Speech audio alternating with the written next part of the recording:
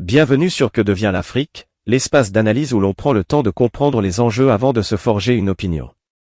Dans cette vidéo, nous revenons sur l'intervention du professeur Franklin Nyamsi consacrée au débat actuel autour du franc CFA et à la question des réserves financières liées à l'Alliance des États du Sahel. À travers une approche structurée et documentée, il propose une lecture économique et institutionnelle de ce sujet, en s'appuyant sur des éléments historiques, juridiques et financiers. Cette analyse permet de mieux saisir les implications d'une éventuelle évolution du cadre monétaire, notamment en ce qui concerne la gestion des ressources extérieures et les équilibres financiers régionaux.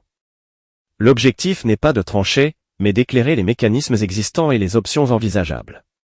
Restez avec nous pour comprendre les enjeux, le contexte et les perspectives économiques soulevées par cette réflexion. L'enterrement pour la région sahélienne de la monnaie néocoloniale du franc CFA.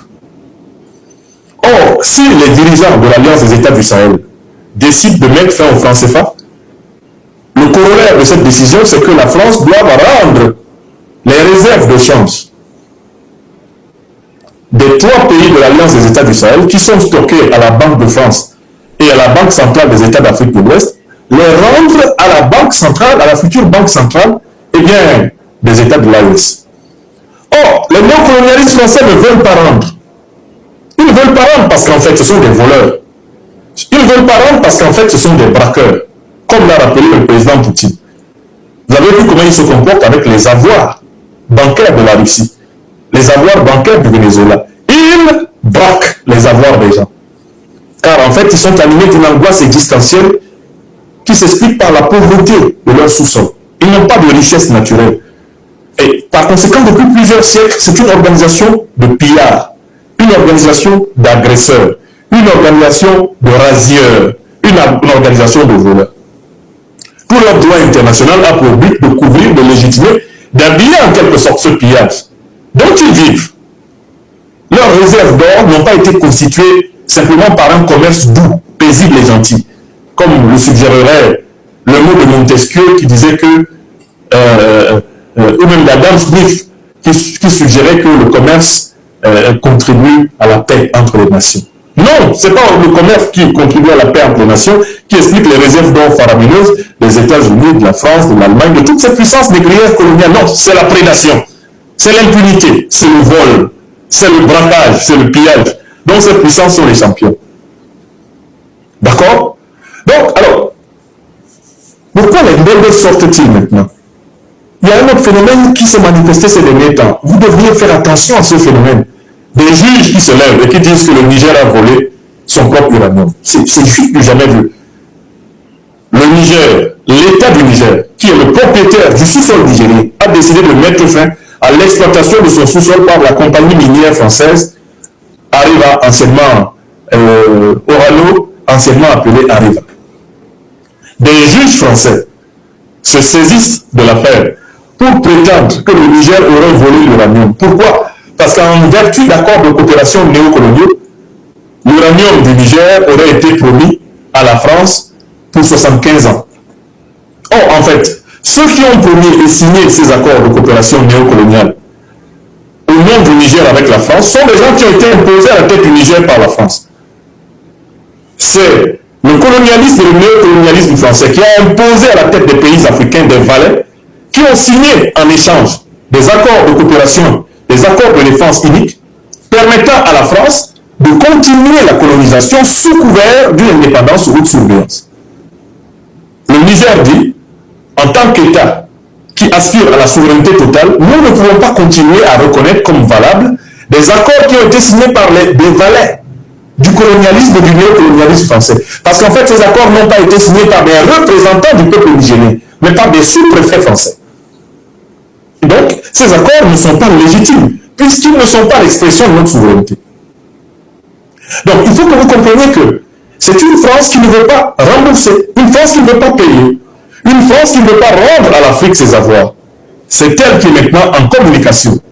C'est elle qui fait sortir Mbele, son agent, chargé de vendre sa démocratie à 30 millions d'euros à partir de l'Afrique du Sud. C'est cette France-là qui sort maintenant pour soi-disant porter plainte contre le Niger, au motif que le Niger aurait volé un uranium sorti des entrailles de la terre du Niger. Quelle absurdité, quelle insulte. Quelle incongruité, quelle aberration, quelle pensée absconse, n'est-ce pas?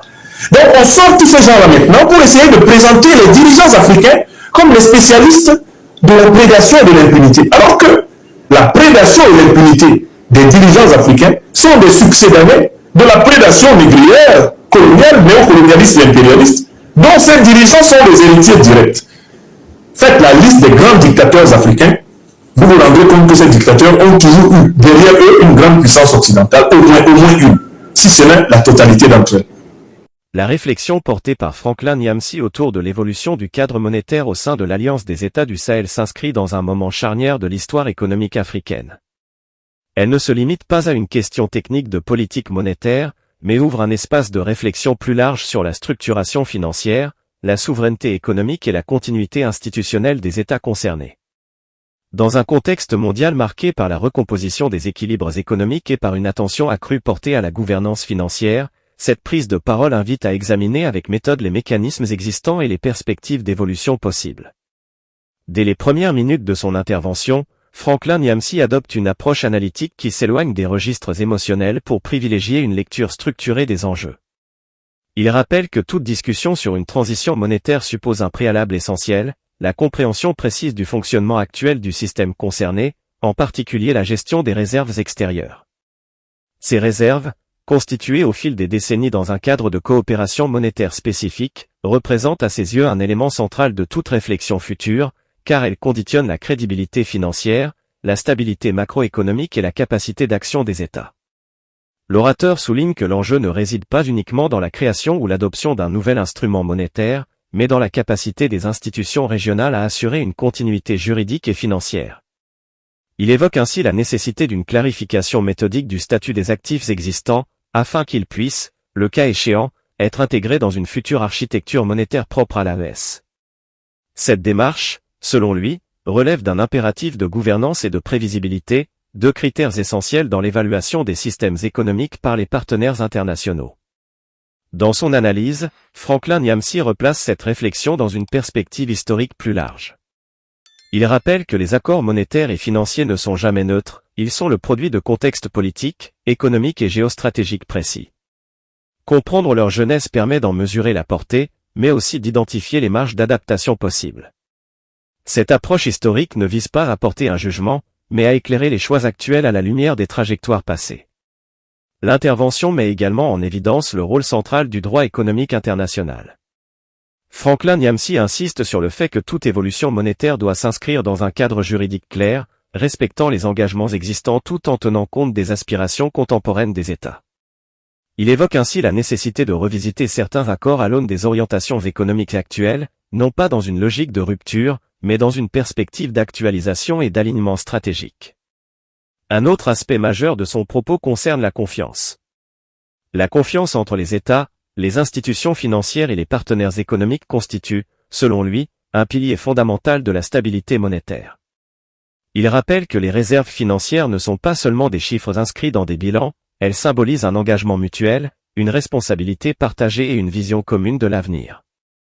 Toute transition mal préparée pourrait fragiliser cette confiance, tandis qu'une démarche transparente et concertée pourrait, au contraire, la renforcer.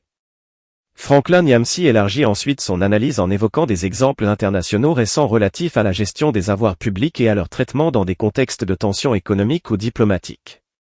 Sans établir de parallèle direct ni formuler d'accusation, il souligne que ces situations rappellent l'importance pour les États de maîtriser les cadres juridiques et institutionnels dans lesquels leurs ressources sont gérées. Cette observation s'inscrit dans une logique de prudence stratégique et de renforcement des capacités institutionnelles. La réflexion proposée invite également à repenser la coopération économique régionale. L'AES, en tant qu'espace de concertation, est présentée comme une opportunité pour mutualiser les expertises, harmoniser les politiques et construire des instruments financiers adaptés aux réalités locales. Franklin Nyamsi souligne que cette coopération ne saurait être uniquement technique, elle doit s'appuyer sur une vision partagée du développement, intégrant les dimensions sociales, productives et humaines de l'économie.